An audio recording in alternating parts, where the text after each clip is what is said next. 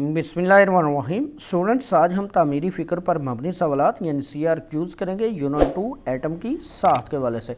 तो स्टूडेंट, ये क्वेश्चन बहुत इंपॉर्टेंट है, अक्सर पेपर में आते हैं, तो इन्हें लाजमी तैयार कीजिए। पहला क्वेश्चन है, पहले शेल से दूसरे शेल में जाने से इलेक्ट्रॉन की एनर्जी क्यों बढ़ जाती है। तो स्टूडेंट, आप अच्छी तरह वाकिफ़ हैं कि हर शेल की एनर्जी जो है मखसूस होती है। जब हम एक शेल से दूसरे शेल में जाते हैं तो एनर्जी चेंज आता है। अगर हम दूर वाले शेल से नज़दीक वाले शेल में जाएं तो एनर्जी खारिज होती है, लेकिन अगर हम नज़दीकी शेल से दूर वाले शेल में जाएं तो एनर्जी जज्ब होती है। अब देखते हैं जी इसका आंसर।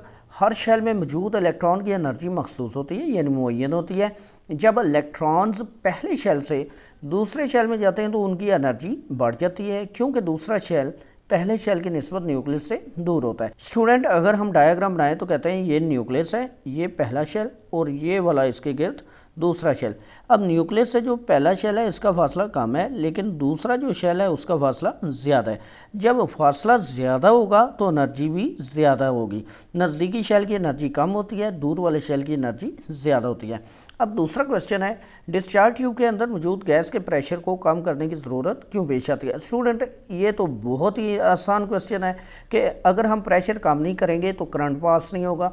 करंट पास नहीं होगा तो हम कैथोड रेज या कैनॉल रेज जो हैं उनकी खसूसियात नहीं पढ़ सकेंगे या उनको देख नहीं सकेंगे, क्योंकि आम प्रेशर पर करंट गैस में से नहीं गुजरता, इसलिए प्रेशर कम करने की ज़रूरत पेश आती है।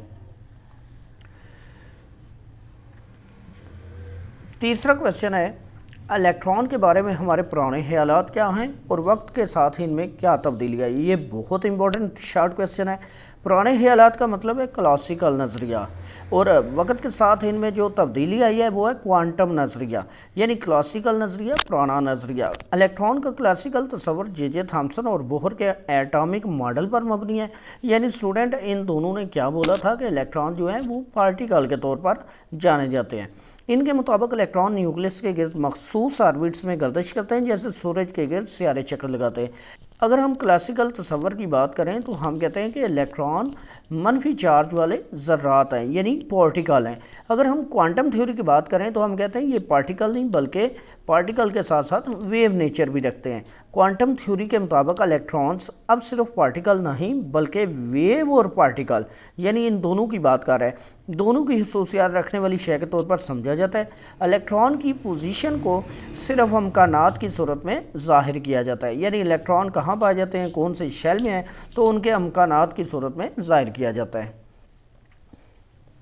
चौथा क्वेश्चन है, रेडियो एक्टिव एलिमेंट के न्यूक्लियाई अनस्टेबल यानी गैर मुस्तहकम क्यों होते हैं। ये बहुत ही आसान क्वेश्चन है। न्यूक्लियस में मौजूद पार्टिकल के दरमियान फोर्सेस के अदम तवाज़न की वजह से न्यूक्लियाई गैर मुस्तहकम होते हैं।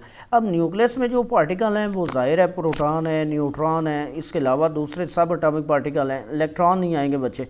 तो जो प्रोटॉन और न्यूट्रॉन है उनके दरमियान जो फोर्सेस हैं वो तवाज़न में नहीं होती, कभी कम होती हैं कभी ज़्यादा होती हैं, तो उस वजह से न्यूक्लियाई गैर मुस्तहकम हो जाते हैं।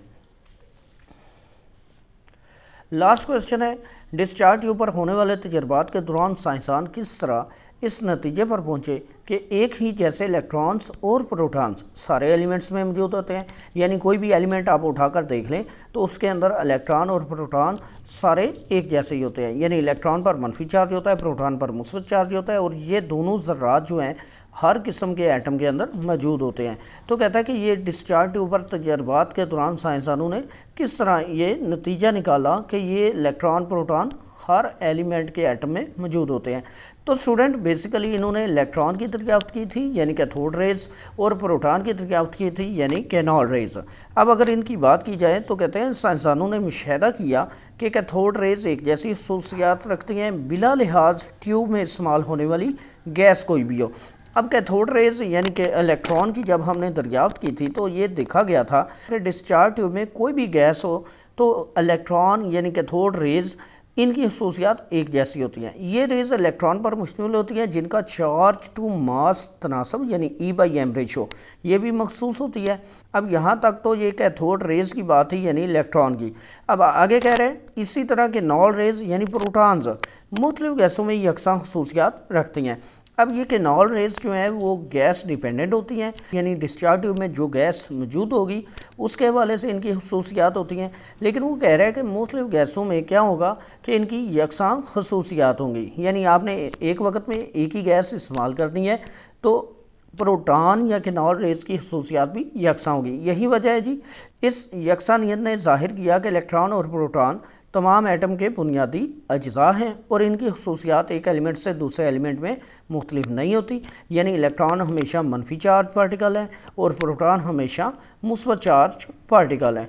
स्टूडेंट, ये लास्ट क्वेश्चन था। उम्मीद है आपको वीडियो पसंद आई होगी। अगर वीडियो पसंद आई लाइक करें, शेयर करें और चैनल को सब्सक्राइब करें। मिलते हैं नेक्स्ट वीडियो में, तब तक अल्लाह हाफिज़।